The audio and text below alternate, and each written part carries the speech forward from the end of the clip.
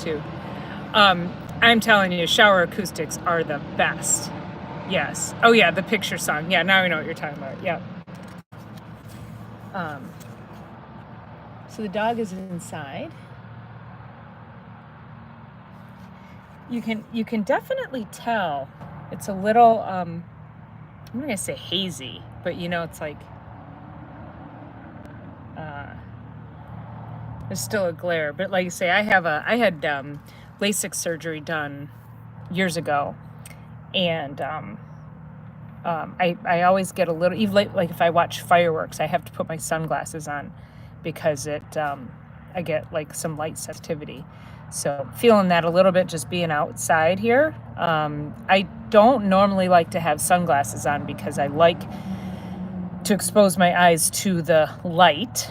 Obviously not looking directly in the sun, but exposing my eyes to the light is so important because that's part of our health and building our circadian rhythms. If you have trouble sleeping, you should probably make sure you're getting more light exposure.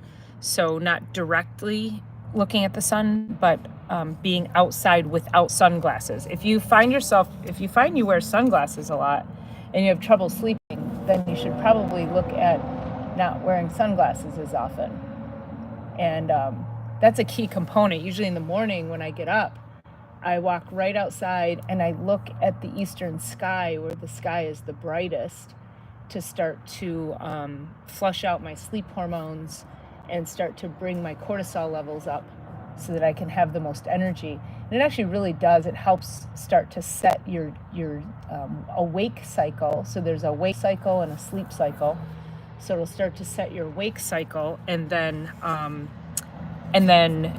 also not wearing sunglasses throughout the day and getting that light exposure helps your sleep cycle. So important to make that distinction that when you have if you have trouble sleeping, it may not just be an issue with your sleep, an issue with how you set do you grow lambs, sheep, lambs. Haig says at the casino riverboat at the buffet, got a t-shirt that says got moved at the casino. I make lamb fries after Creston. I don't know what that is. They gave us your t-shirt and glasses and gotta love a good mimosa for sure. Yes. All right. The dog's inside.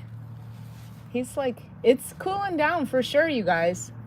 It is definitely, I would say it's gotta be from the time I walked out here till right now, it's probably a 7-degree difference is my guess. It is definitely, don't mind the squeaky door behind me here. I have to have that fixed. I have this really great fenced in yard for the dog, and I can't put him on right now. But it's pretty cool because I can just that's my back door over there, and I can just leave the door open during the day when it's nice out, and he can run in and out at his leisure.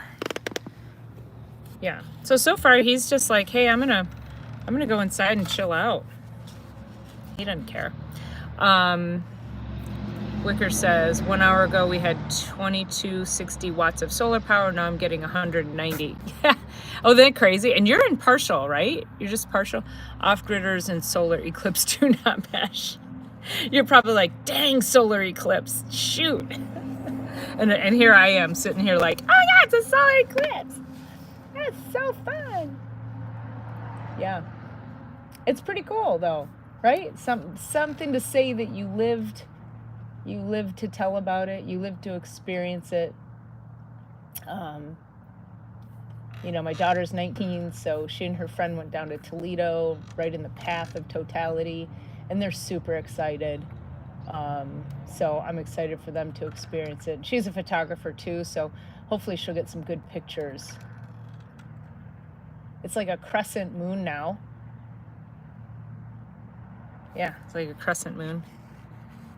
I'm happy the battery is at 80. Oh, good. That's good. You got some, yeah.